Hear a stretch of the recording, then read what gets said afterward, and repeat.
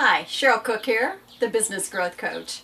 So you probably heard that I'm going on a bicycle ride, and so that requires me to ship my bike off. So I've got the bike packed and waiting for the shipper to arrive and take my bike to Michigan, where I'm going to be doing a week-long bike ride. So I thought it would be a simple process to get my bike packed and shipped. And the guys from the bicycle shop would call me with issues that they were having.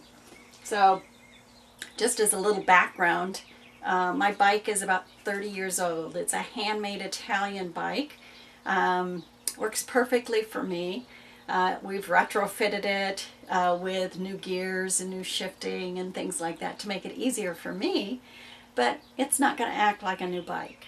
So I have guys at a bike shop who are trying to get it into a box the way they would a new bike.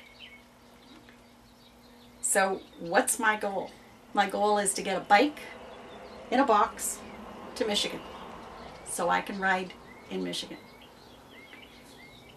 So they were using maybe a little bit too much testosterone to try and loosen different parts of the bike, which 30 years old, it's kind of like, trying to get an old body like mine to do certain things. Sometimes it doesn't always work. But I got to thinking about how this applies to our businesses. And sometimes we're not listening to our clients.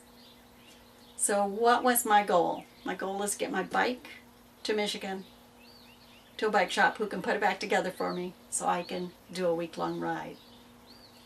I wasn't asking them to make my 30-year-old vintage bike act like a new bike with all the parts moving perfectly. It works fine for me. So all I'm asking them to do is to pack it in a box. They were trying to take parts out of it that didn't need to be taken out of to actually get it to fit in the box. And that's eventually what they ended up doing, was listening to what I wanted. I didn't want it to, all the parts to work perfectly. I just simply wanted it packed in a box, shipped to my destination.